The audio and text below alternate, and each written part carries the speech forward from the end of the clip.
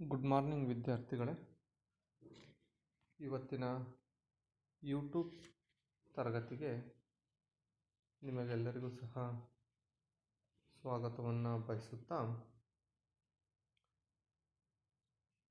ಇವತ್ತಿನ ಈ ತರಗತಿಯಲ್ಲಿ ನಾವು 9ನೇ ತರಗತಿಯ ಸಮಾಜ ವಿಜ್ಞಾನ ವಿಷಯದಲ್ಲಿ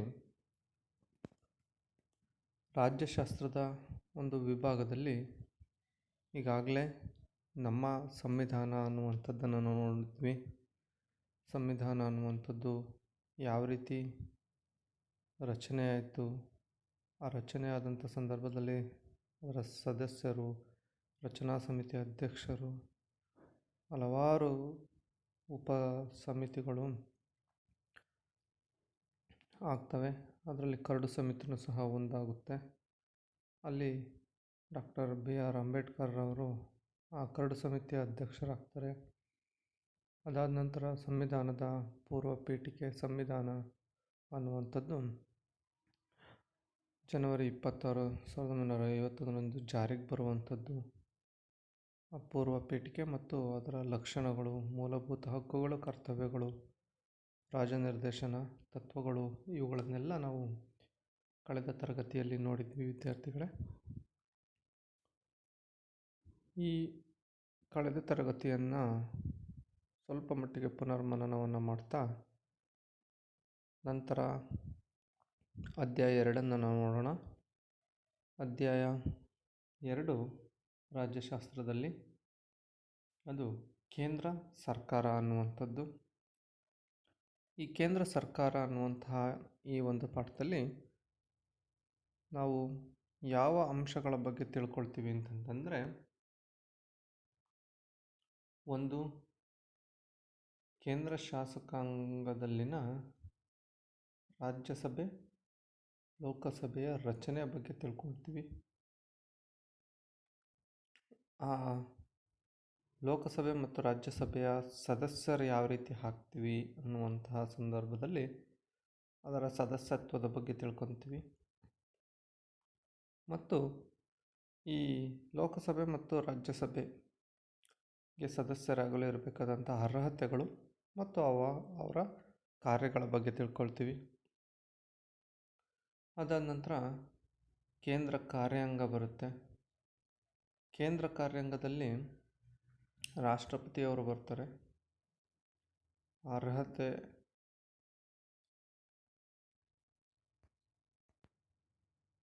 ರಾಷ್ಟ್ರಪತಿಯವರು ಬರ್ತಾರೆ.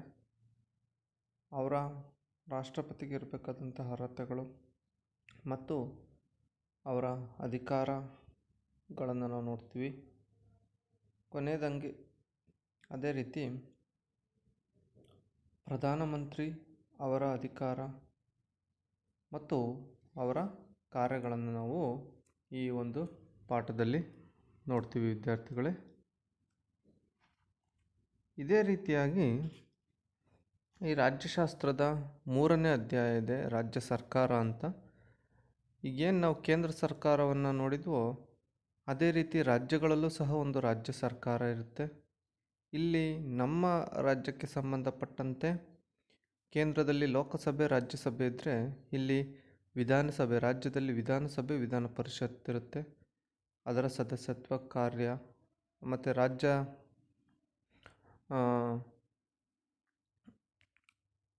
ಅವರ ಅರ್ಹತೆಗಳು ಏನು ಅನ್ನುವಂಥದ್ದು. ಅಲ್ಲಿ ಕೇಂದ್ರ ಕಾರ್ಯಾಂಗ ನೋಡ್ತೀವಿ, ಇಲ್ಲಿ ರಾಜ್ಯದ ಕಾರ್ಯಾಂಗ, ರಾಜ್ಯಪಾಲರ ಅರ್ಹತೆ ಕಾರ್ಯ. ಇಲ್ಲಿ ಕೊನೆಯದಾಗಿ ಅಲ್ಲಿ ಪ್ರಧಾನಮಂತ್ರಿ ಅವರನ್ನು ನೋಡ್ತೀವಿ, ಅವರ ಅಧಿಕಾರ ಕಾರ್ಯಗಳು. ಇಲ್ಲಿ ಮುಖ್ಯಮಂತ್ರಿ ಅಧಿಕಾರ ಕಾರ್ಯಗಳನ್ನು ಮುಂದಿನ ಒಂದು ತರಗತಿಯಲ್ಲಿ ನಾವು ನೋಡ್ತೀವಿ ರಾಜ್ಯ ಸರ್ಕಾರ ಅನ್ನುವಂಥ ಪಾಠದಲ್ಲಿ. ವಿದ್ಯಾರ್ಥಿಗಳೇ, ಭಾರತದಲ್ಲಿ ಕೇಂದ್ರ ಸರ್ಕಾರ ಮತ್ತು ರಾಜ್ಯ ಸರ್ಕಾರ ಅನ್ನುವಂತಹ 2 ರೀತಿಯಾದಂತಹ ಸರ್ಕಾರಗಳನ್ನು ಹೊಂದಿರುವಂಥದ್ದನ್ನು ನಾವು ನೋಡ್ತೀವಿ. ಇದಾದ ನಂತರ ಭಾರತ ಅನ್ನುವಂಥದ್ದು ನಾವು ಇಂದಿನ ಅಧ್ಯಾಯದಲ್ಲಿ ಭಾರತವು ಸಾರ್ವಭೌಮ, ಸ್ವತಂತ್ರ, ಸಮಾಜವಾದಿ, ಜಾತ್ಯತೀತ, ಪ್ರಜಾಸತ್ತಾತ್ಮಕವಾದಂತಹ ಗಣರಾಜ್ಯ ಅಂತ ತಿಳ್ಕೊಂಡಿದ್ವಿ. ಈ ರೀತಿಯಾಗಿರುವಂತಹ ಒಂದು ಭಾರತವು ಒಂದು ಅರೆ ಸಂಯುಕ್ತ ವ್ಯವಸ್ಥೆಯನ್ನು ಸಹ ಹೊಂದಿರುವಂಥದ್ದು. ನಮ್ಮ ರಾಷ್ಟ್ರದ ಏಕತೆ ಮತ್ತು ಸುರಕ್ಷತೆಯ ದೃಷ್ಟಿಯಿಂದ ಕೇಂದ್ರ ಸರ್ಕಾರವು ಹೆಚ್ಚು ಅಧಿಕಾರಗಳನ್ನು ಹೊಂದಿರುವಂಥದ್ದನ್ನು ನಾವು ನೋಡ್ತೀವಿ. ಅವುಗಳನ್ನು ಶಾಸಕಾಂಗ, ಕಾರ್ಯಾಂಗ ಮತ್ತು ನ್ಯಾಯಾಂಗಗಳ ಮೂಲಕ ಚಲಾಯಿಸುವಂಥದ್ದನ್ನು ನಾವು ನೋಡುವಂಥದ್ದು. ಕೇಂದ್ರದಲ್ಲಿ ಕೇಂದ್ರ ಸರ್ಕಾರ ಅಧಿಕಾರದಲ್ಲಿದ್ದರೆ, ರಾಜ್ಯದ ಅಧಿಕಾರವನ್ನು ಮಾಡ್ತಾ ಇದ್ದರೆ, ರಾಜ್ಯದಲ್ಲಿ ಎಲ್ಲ ರಾಜ್ಯಗಳಲ್ಲೂ ಸಹ ರಾಜ್ಯ ಸರ್ಕಾರಗಳು ಆಡಳಿತ ನಿರ್ವಹಣೆಯನ್ನು ಮಾಡಿಕೊಳ್ತವೆ. ಆದರೆ ಸ್ವಲ್ಪ ಮಟ್ಟಿಗೆ ಕೇಂದ್ರ ಸರ್ಕಾರದ ಅಧಿಕಾರ ಅನ್ನುವಂಥದ್ದು ಹೆಚ್ಚಾಗಿರುವಂಥದ್ದನ್ನು ನಾವು ಇಲ್ಲಿ ಕಾಣಬಹುದು. ಸೊ ಈ ಕೇಂದ್ರ ಸರ್ಕಾರದಲ್ಲಿರುವಂತಹ ಶಾಸಕಾಂಗ, ಕಾರ್ಯಾಂಗ, ನ್ಯಾಯಾಂಗವನ್ನು ನಾವು ನೋಡ್ತಾ ಹೋದಂಥ ಸಂದರ್ಭದಲ್ಲಿ ಈ ಪಾರ್ಲಿಮೆಂಟ್, ಸಂಸತ್ ಭವನ ಅಂತ ಕರಿತೀವಿ, ಇದನ್ನು ಶಾಸಕಾಂಗ ಅಂತ ಕರೀತಾರೆ. ಜನರಿಂದ ಆಯ್ಕೆಯಾದಂತಹ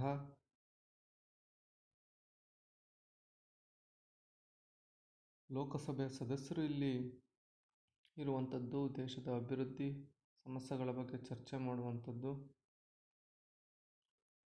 ಕಾರ್ಯಾಂಗ ಅಂತಂತಂದರೆ ಇಲ್ಲಿ ಪ್ರಧಾನಮಂತ್ರಿ, ರಾಷ್ಟ್ರಪತಿಗಳ ಅಧಿಕಾರವನ್ನು ಬರುವಂಥದ್ದು. ನ್ಯಾಯಾಂಗ ಅಂತಂತಂದರೆ ನಾವಿಲ್ಲಿ ಸರ್ವೋಚ್ಚ ನ್ಯಾಯಾಲಯವನ್ನು ನಾವು ಇಲ್ಲಿ ಗುರುತಿಸುವಂಥದ್ದು. ಈ ರೀತಿ ಇವುಗಳ ಮೂಲಕ ಒಂದು ಚಲಾಯಿಸುವಂಥದ್ದು ಅಧಿಕಾರವನ್ನು. ಇಲ್ಲಿ ನಾವು ಕೇಂದ್ರ ಶಾಸಕಾಂಗವನ್ನು ನಾವು ನೋಡ್ತೀವಿ. ಸೊ ಕೇಂದ್ರ ಶಾಸಕಾಂಗವನ್ನು ನಾವು ಸಂಸತ್ ಅಂತಲೂ ಸಹ ಕರಿಬೋದು. ಸೊ ಭಾರತವು ಸಂಸದೀಯ ಮಾದರಿಯ ಸರ್ಕಾರವನ್ನು ಹೊಂದಿರುವಂಥದ್ದು.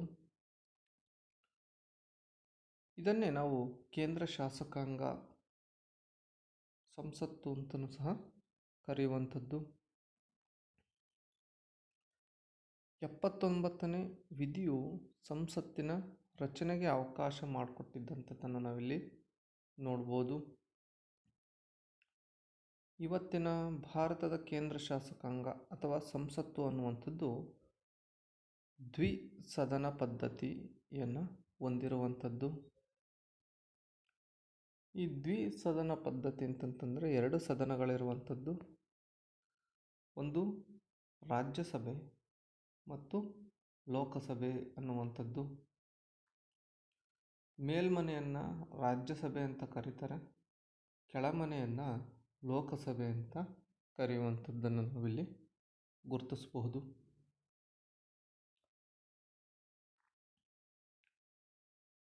ನಂತರ ಈ ರಾಜ್ಯಸಭೆಯ ರಚನೆಯನ್ನು ನಾವು ನೋಡ್ತಾ ಹೋಗೋಣ. ಈ ರಾಜ್ಯಸಭೆಯ ರಚನೆಯಲ್ಲಿ ನಾವು ಸುಮಾರು ರಾಜ್ಯಸಭೆಯಲ್ಲಿ 250 ಸದಸ್ಯರು ಒಳಗೊಂಡಿರ್ತಾರೆ. ಅದರಲ್ಲಿ 238 ಸದಸ್ಯರು ರಾಜ್ಯ ಹಾಗೂ ಕೇಂದ್ರಾಡಳಿತ ಪ್ರದೇಶಗಳ ವಿಧಾನಸಭೆಯ ಸದಸ್ಯರಿಂದ ಆಯ್ಕೆ ಆಗ್ತಾರೆ. ಅಂದರೆ ಈ ಕರ್ನಾಟಕದಲ್ಲಿ ವಿಧಾನಸಭೆ ಇದೆ, ಇಲ್ಲಿಂದಲೂ ಸಹ ರಾಜ್ಯಸಭೆಗೆ ಆಯ್ಕೆ ಮಾಡುವಂಥದ್ದಿರುತ್ತೆ. ಎಲ್ಲೆಲ್ಲಿ ರಾಜ್ಯಗಳು, ಭಾರತದ ರಾಜ್ಯಗಳಿದಾವೋ ಆ ರಾಜ್ಯಗಳ ವಿಧಾನಸಭೆಯ ಸದಸ್ಯರಿಂದ 238 ರಾಜ್ಯಸಭೆಯ ಸದಸ್ಯರು ಆಯ್ಕೆ ಆಗ್ತಾರೆ. ಹಾಗಾದರೆ ಇನ್ನು 250ರಲ್ಲಿ 238 ಸದಸ್ಯರು ರಾಜ್ಯ ವಿಧಾನಸಭೆ ಸದಸ್ಯರಿಂದ ಆಯ್ಕೆಯಾದರೆ ಉಳಿದ 12 ಜನ ಸದಸ್ಯರು ಇವರು ವಿವಿಧ ಕ್ಷೇತ್ರಗಳಾದಂತಹ ಸಾಹಿತ್ಯ ಆಗಿರ್ಬೋದು, ಕಲೆ ಆಗಿರ್ಬೋದು, ವಿಜ್ಞಾನ ಆಗಿರ್ಬೋದು, ಸಮಾಜ ಸೇವೆಯಲ್ಲಿ ವಿಶೇಷ ಅನುಭವ ಪಡೆದವರನ್ನು ರಾಷ್ಟ್ರಪತಿಗಳು ನಾಮಕರಣ ಮಾಡುವಂಥದ್ದು. ಈ ರಾಜ್ಯಸಭೆಯನ್ನು ಅಥವಾ ಮೇಲ್ಮನೆಯನ್ನು ಹಿರಿಯರ ಸದನ ಅಂತಲೂ ಸಹ ಕರೆಯುವಂಥದ್ದು. ಏಕೆಂದರೆ ಇಲ್ಲಿ ವಿದ್ಯಾರ್ಥಿಗಳೇ ಸ್ವಲ್ಪ ಅನುಭವದ ಆಧಾರದ ಮೇಲೆ ಈ ರೀತಿಯಾದಂತಹ ಸದಸ್ಯತ್ವವನ್ನು ಕೊಡುವಂಥದ್ದನ್ನು ಸಾಮಾನ್ಯವಾಗಿ ಗಮನಿಸ್ಬೋದು. ಇಲ್ಲಿ ನೆನಪಿಟ್ಕೊಳ್ಬೇಕಾದಂಥ ಅಂಶಗಳು ಇಷ್ಟೇ. ರಾಜ್ಯಸಭೆಯಲ್ಲಿ 250 ಸದಸ್ಯರಿರ್ತಾರೆ. ಇದರಲ್ಲಿ 238 ಸದಸ್ಯರು ರಾಜ್ಯಗಳ ವಿಧಾನಸಭೆ ಸದಸ್ಯರಿಂದ ಆಯ್ಕೆ ಆಗ್ತಾರೆ. ಇನ್ನು 12 ಸದಸ್ಯರನ್ನು ರಾಷ್ಟ್ರಪತಿಗಳು ಸಾಹಿತ್ಯ, ಕಲೆ, ವಿಜ್ಞಾನ, ಸಮಾಜ ಸೇವೆ ಈ ಕ್ಷೇತ್ರಗಳಲ್ಲಿ ವಿಶೇಷ ಅನುಭವ ಪಡೆದಂಥವರನ್ನು ರಾಜ್ಯಸಭೆಗೆ ರಾಷ್ಟ್ರಪತಿಗಳು ನೇಮಕ ಮಾಡ್ತಾರೆ. ಇದನ್ನು ಹಿರಿಯರ ಸದನ ಅಂತಲೂ ಸಹ ಕರೀತಾರೆ ವಿದ್ಯಾರ್ಥಿಗಳೇ. ನಂತರ ರಾಜ್ಯಸಭೆಯ ಒಂದು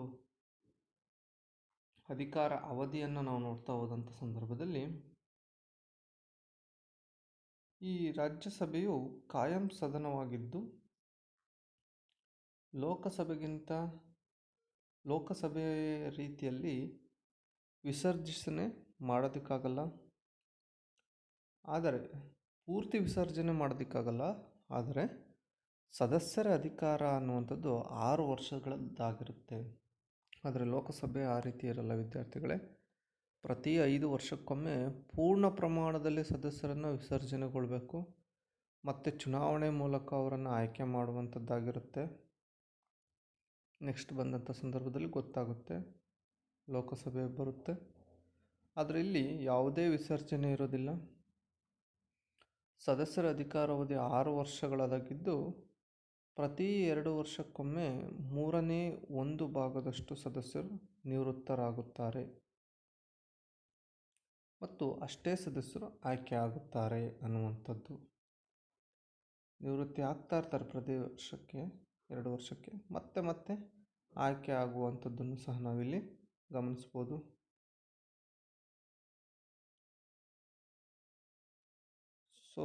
ಸದಸ್ಯರು ತಮ್ಮ ಸ್ಥಾನದಲ್ಲಿ ಮುಂದುವರಿಯಲು ಇಷ್ಟವಿಲ್ಲದಿದ್ದಂಥ ಸಂದರ್ಭದಲ್ಲಿ ಅಲ್ಲಿ ಸ್ಪೀಕರ್ ಅಂತ ಇರ್ತಾರೆ, ಸಭಾಧ್ಯಕ್ಷರು, ಅವರಿಗೆ ರಾಜೀನಾಮೆಯನ್ನು ಸಹ ನೀಡ್ಬೋದು ಅನ್ನುವಂಥದ್ದನ್ನು ನಾವಿಲ್ಲಿ ಗಮನಿಸ್ಬೋದು.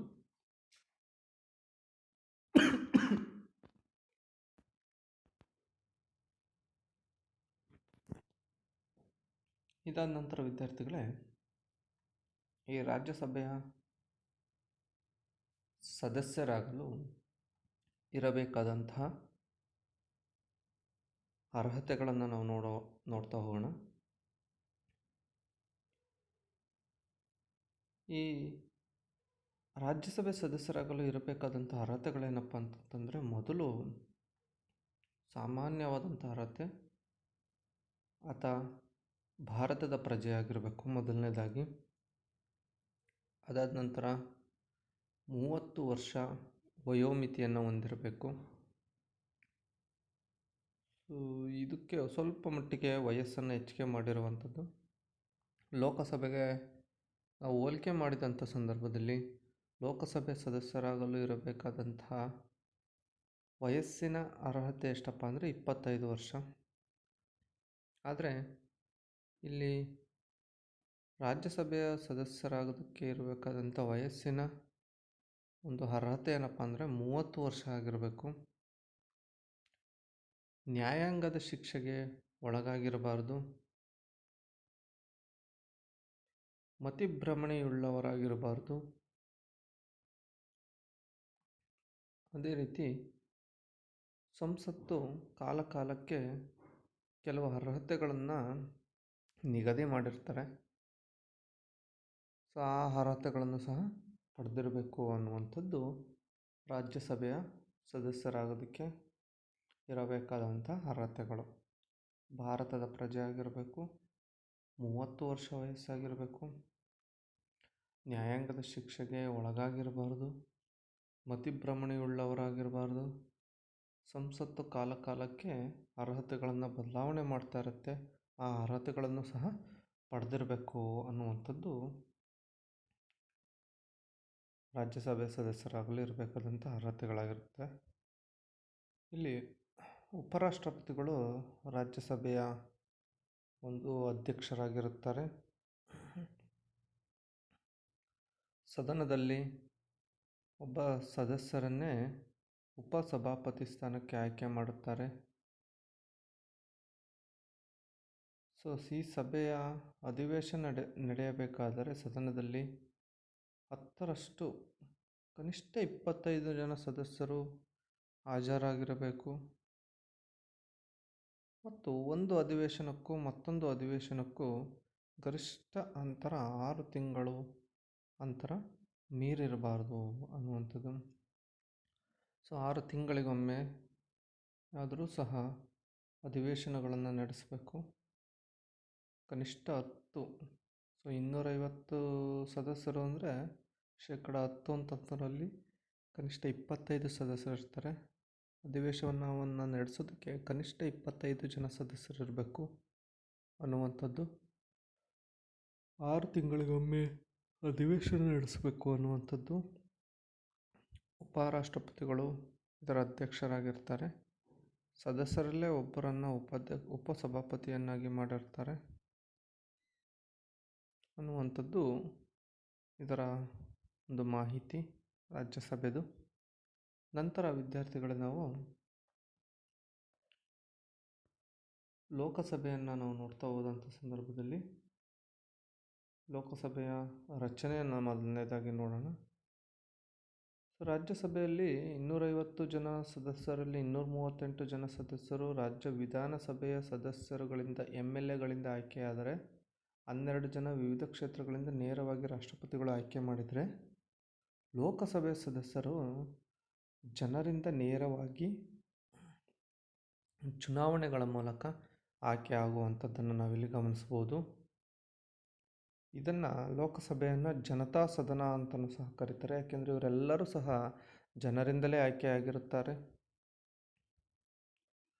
ಪ್ರಸ್ತುತ ಒಟ್ಟು ಸದಸ್ಯರ ಸಂಖ್ಯೆ 545 ಇದ್ದು, ಇವತ್ತಿಗೆ ರಾಜ್ಯಸಭೆ 250 ಇದ್ದರೆ ಲೋಕಸಭೆ 545 ಜನ ಸದಸ್ಯರಿರ್ತಾರೆ. 543 ಸದಸ್ಯರು ಸಾರ್ವತ್ರಿಕ ಚುನಾವಣೆಯಲ್ಲಿ ಆಯ್ಕೆಯಾದರೆ, ಉಳಿದ 2 ಆಂಗ್ಲೋ ಇಂಡಿಯನ್ ಸದಸ್ಯರನ್ನು ರಾಷ್ಟ್ರಪತಿಗಳೇ ನೇರವಾಗಿ ನೇಮಕ ಮಾಡುತ್ತಾರೆ. ಈ 545 ಸದಸ್ಯರಲ್ಲಿ ಪರಿಶಿಷ್ಟ ಜಾತಿಯವರಿಗೆ 79 ಸ್ಥಾನಗಳು ಮೀಸಲಿದ್ದರೆ, ಪರಿಶಿಷ್ಟ ಪಂಗಡದವರಿಗೆ 41 ಸ್ಥಾನಗಳನ್ನು ಇಡಲಾಗಿರುವಂಥದ್ದನ್ನು ನಾವಿಲ್ಲಿ ನೋಡ್ತೀವಿ. ಇದಾದ ನಂತರ ಅವರ ಅಧಿಕಾರ ಅವಧಿಯನ್ನು ನಾವು ನೋಡ್ತಾ ಹೋಗೋಣ. ರಾಜ್ಯಸಭೆಯಲ್ಲಿ 6 ವರ್ಷಗಳ ಕಾಲ ಅಧಿಕಾರಾವಧಿ ಇದ್ದರೆ, ಲೋಕಸಭೆಯಲ್ಲಿ ಅಧಿಕಾರಾವಧಿ ಎಲ್ಲರಿಗೂ ಸಹ 5 ವರ್ಷಗಳಾಗಿರುತ್ತೆ. ಅವಧಿ ಮುಗಿಯುವುದಕ್ಕೆ ಮೊದಲೇ ಪ್ರಧಾನಿ ಸಲಹೆ ಮೇರೆಗೆ ರಾಷ್ಟ್ರಪತಿಗಳು ಲೋಕಸಭೆಯನ್ನು ವಿಸರ್ಜಿಸಬಹುದು. ರಾಷ್ಟ್ರೀಯ ತುರ್ತು ಪರಿಸ್ಥಿತಿಯ ಸಮಯದಲ್ಲಿ ಅಧಿಕಾರ ಅವಧಿಯನ್ನು 1 ವರ್ಷ ವಿಸ್ತರಿಸಲು ಸಹ ಬಹುದು. ಏನಾದರೂ ಅತ್ಯಂತ ದೊಡ್ಡ ಮಟ್ಟದ ತುರ್ತು ಪರಿಸ್ಥಿತಿಗಳಿದ್ದರೆ, ಚುನಾವಣೆಯನ್ನು ನಡೆಸೋಕ್ಕಾಗದೇ ಇರುವಂಥ ತುರ್ತು ಪರಿಸ್ಥಿತಿಗಳು, ಈ ಸಂದರ್ಭದಲ್ಲಿ ಈ ಅಧಿಕಾರ ಅವಧಿಯನ್ನು 1 ವರ್ಷ ವಿಸ್ತರಿಸುವಂಥದ್ದನ್ನು ನಾವಿಲ್ಲಿ ಕಾಣಿಸ್ತೀವಿ. ಇದಾದ ನಂತರ ಲೋಕಸಭೆಯ ಸದಸ್ಯರ ಅರ್ಹತೆಯನ್ನು ನಾವು ನೋಡೋಣ. ಈ ಅರ್ಹತೆಗಳಲ್ಲಿ ಮೊದಲನೇದು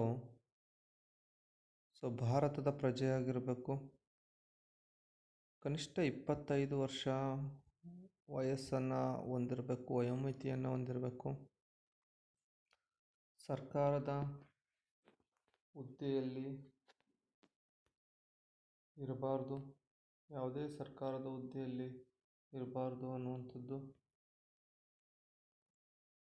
ಮಾನಸಿಕ ಸ್ವಾಸ್ಥ್ಯವನ್ನು ಕಳೆದುಕೊಂಡಿರಬಾರ್ದು. ನ್ಯಾಯಾಲಯದಿಂದ ಶಿಕ್ಷೆಗೆ ಒಳಗಾಗಿರಬಾರ್ದು ಮತ್ತು ಸಂಸತ್ತು ಕಾಲಕ್ಕೆ ನಿಗದಿಪಡಿಸುವ ಅರ್ಹತೆಯನ್ನು ಪಡೆದಿರಬೇಕು ಅನ್ನುವಂಥದ್ದು. ಸೊ ಇವು ಲೋಕಸಭೆ ಸದಸ್ಯರಿಗಿರಬೇಕಾದಂಥ ಅರ್ಹತೆಗಳನ್ನು ನಾವು ನೋಡ್ತೀವಿ. ಸೊ ಭಾರತದ ಪ್ರಜೆಯಾಗಿರಬೇಕು. ರಾಜ್ಯಸಭೆಗೆ 30 ವರ್ಷ ಆದರೆ ಲೋಕಸಭೆಗೆ 25 ವರ್ಷ. ಸರ್ಕಾರದ ಹುದ್ದೆಯಲ್ಲಿರಬಾರ್ದು. ಮಾನಸಿಕ ಸ್ವಾಸ್ಥ್ಯ ಕಳೆದುಕೊಂಡಿರಬಾರ್ದು. ನ್ಯಾಯಾಲಯದಿಂದ ಶಿಕ್ಷೆಗೆ ಒಳಗಾಗಿರಬಾರ್ದು. ಸಂಸತ್ತು ಕಾಲಕ್ಕೆ ನಿಗದಿಪಡಿಸಿದ ಅರ್ಹತೆಗಳನ್ನು ಸಹ ಹೊಂದಿರಬೇಕು ಅನ್ನುವಂಥದ್ದು ಇದರ ಅರ್ಹತೆಗಳು. ನೆಕ್ಸ್ಟ್ ವಿದ್ಯಾರ್ಥಿಗಳೇ, ಲೋಕಸಭೆಯ ಸಭಾಧ್ಯಕ್ಷರ ಬಗ್ಗೆ ನಾವು ತಿಳ್ಕೊಳ್ತಾ ಹೋಗೋಣ. ಲೋಕಸಭಾ ಸದಸ್ಯರಲ್ಲೇ ಒಬ್ಬರನ್ನು ಸಭಾಧ್ಯಕ್ಷರು ಅಂತಂತಂದರೆ ನಾವು ಸ್ಪೀಕರ್ ಅಂತ ಇಂಗ್ಲೀಷಲ್ಲಿ ಹೇಳ್ಬೋದು. ಇಡೀ ಸಭೆಯನ್ನು ನಿಯಂತ್ರಣ ಮಾಡುವಂಥವ್ರು. ಅದರ ಜೊತೆಗೆ ಉಪಾಧ್ಯಕ್ಷರನ್ನಾಗಿ, ಡೆಪ್ಯೂಟಿ ಸ್ಪೀಕರನ್ನಾಗಿ ಸಹ ಆಯ್ಕೆ ಮಾಡ್ತಾರೆ. ಲೋಕಸಭೆಯಲ್ಲೇ ಇರುವಂಥ ಸದಸ್ಯರಲ್ಲಿ ಒಬ್ಬರು ಸಭಾಧ್ಯಕ್ಷರು, ಇನ್ನೊಬ್ಬರು ಉಪಾಧ್ಯಕ್ಷರನ್ನಾಗಿ ಆಯ್ಕೆ ಮಾಡುವಂಥದ್ದಿರುತ್ತೆ. ಸಭಾಧ್ಯಕ್ಷರಾಗಿ ಆಯ್ಕೆಯಾದ ಸಂದರ್ಭದಲ್ಲಿ ಆ ವ್ಯಕ್ತಿಯು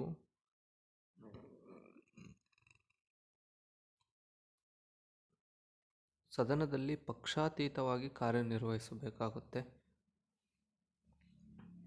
ಯಾವುದೇ ಪಕ್ಷದಲ್ಲಾಗಿದ್ರೂ ಸಹ ಸಭಾಧ್ಯಕ್ಷ ಸ್ಥಾನಕ್ಕೆ ಹೋದಂಥ ಸಂದರ್ಭದಲ್ಲಿ ಯಾವುದೇ ಪಕ್ಷಕ್ಕೆ ಋಣಿಯಾಗದ ರೀತಿಯಲ್ಲಿ ಪಕ್ಷಾತೀತವಾಗಿ ಆ ಸಭಾಧ್ಯಕ್ಷ ಸ್ಥಾನ ಮತ್ತು ಉಪಾಧ್ಯಕ್ಷ ಸ್ಥಾನವನ್ನು ನಿರ್ವಹಿಸುವಂಥದ್ದು. ಅದಾದ ನಂತರ ಆ ಸಂಸತ್ನ ಒಂದು ಲೋಕಸಭೆಯ ಕಾರ್ಯಕಲಾಪಗಳು, ಸಭೆಗಳು, ಅಧಿವೇಶನಗಳು ನಡೆಯುವಂಥ ಸಂದರ್ಭದಲ್ಲಿ ಇವರು ಅಧ್ಯಕ್ಷತೆಯನ್ನು ವಹಿಸಿ ಸದನದಲ್ಲಿ ಶಾಂತಿ ಮತ್ತು ಶಿಸ್ತನ್ನು ಕಾಪಾಡುವಂಥದ್ದು ಇವರ ಕರ್ತವ್ಯವಾಗಿರುತ್ತೆ. ಸೊ ಸದನದಲ್ಲಿ ಚರ್ಚೆಗಳಾಗ್ತಾ ಇರ್ತವೆ. ಮತದಾನ ಮತ್ತು ನಿರ್ಣಯಗಳನ್ನು ವಿಧಿವಿಧಾನಗಳ ಪ್ರಕಾರ ನಡೆಸಿಕೊಡುವಂತಹ ಜವಾಬ್ದಾರಿ ಸಭಾಧ್ಯಕ್ಷರದ್ದಾಗಿರುತ್ತೆ. ಸೊ ಚರ್ಚೆಗಳು ನಡೀತಾ ಇರ್ತವೆ, ವಾದ ವಿವಾದಗಳು ನಡೀತಾ ಇರ್ತವೆ, ಮತದಾನ ಪ್ರಕ್ರಿಯೆ ಕೆಲವು ಸಂದರ್ಭದಲ್ಲಿ ನಡೀತಾ ಇರ್ತವೆ, ಕೆಲವು ನಿರ್ಣಯಗಳನ್ನು ತೆಗೆದುಕೊಳ್ಳುವಂಥ ಸಂದರ್ಭದಲ್ಲಿ ಎಲ್ಲ ಜವಾಬ್ದಾರಿಯನ್ನು ಸಭಾಧ್ಯಕ್ಷರು ವಹಿಸಿಕೊಂಡಿರ್ತಾರೆ. ಇದಾದ ನಂತರ ನಿಯಮಗಳ ಬಗ್ಗೆ ಸ್ಪಷ್ಟತೆ ಹಾಗೂ ನಿರ್ಣಯಗಳನ್ನು ಸಹ ಕೊಡುವ ಅಧಿಕಾರ ಅನ್ನುವಂಥದ್ದು ಇವ್ರದ್ದೇ ಆಗಿರುತ್ತೆ.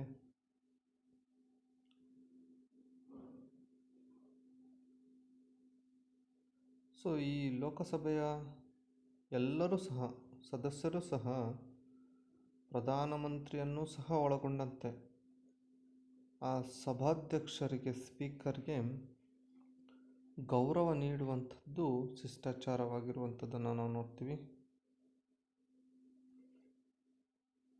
ಯಾವುದಾದರೂ ಒಂದು ಮಸೂದೆಯ ಮತದಾನ ಸಂದರ್ಭದಲ್ಲಿ ಸಮ ಪ್ರಮಾಣದ ಮತಗಳು ಬಂದಂಥ ಸಂದರ್ಭದಲ್ಲಿ ನಿರ್ಣಾಯಕ ಮತವನ್ನು ಇವರು ಚಲಾಯಿಸುತ್ತಾರೆ. ಸಭಾಧ್ಯಕ್ಷರ ಒಂದು ಅನುಪಸ್ಥಿತಿಯಲ್ಲಿ, ಸಭಾಧ್ಯಕ್ಷರು ಇಲ್ಲದೇ ಇರುವಂಥ ಸ್ಥಿತಿಯಲ್ಲಿ ಉಪಸಭಾಪತಿ ಅಥವಾ ಸಭಾಧ್ಯಕ್ಷರು ಈ ಸಭಾಧ್ಯಕ್ಷರ ಕಾರ್ಯವನ್ನು ನಿರ್ವಹಿಸ್ತಾರೆ ಅನ್ನುವಂಥದ್ದನ್ನು ನಾವಿಲ್ಲಿ ಗಮನಿಸ್ಬೋದು. ಸೊ ಇಷ್ಟು ವಿದ್ಯಾರ್ಥಿಗಳೇ ನಾವು ಮುಖ್ಯವಾಗಿ ಈ ಕೇಂದ್ರ ಸರ್ಕಾರ ಅನ್ನುವಂತಹ ಒಂದು ಪಾಠದಲ್ಲಿ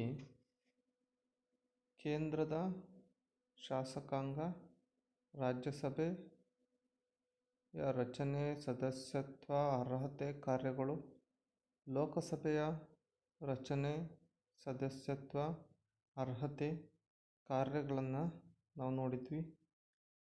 ಸೊ ನಾವು ಕೇಂದ್ರ ಶಾಸಕಾಂಗ ಸಭೆಯನ್ನು ನಾವು ಏನಂತ ಕರಿತೀವಿ ಅಂತಂತಂದರೆ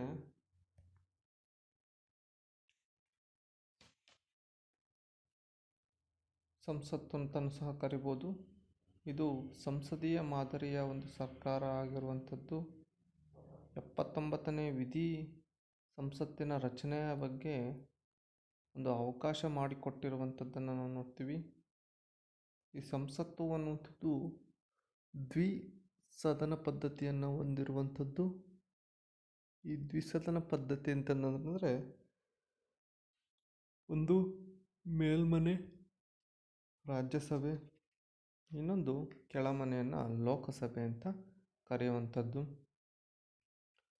ರಾಜ್ಯಸಭೆ ಅಂತಂತಂದರೆ ಇಲ್ಲಿ 250 ಜನ ಸದಸ್ಯರಿರ್ತಾರೆ.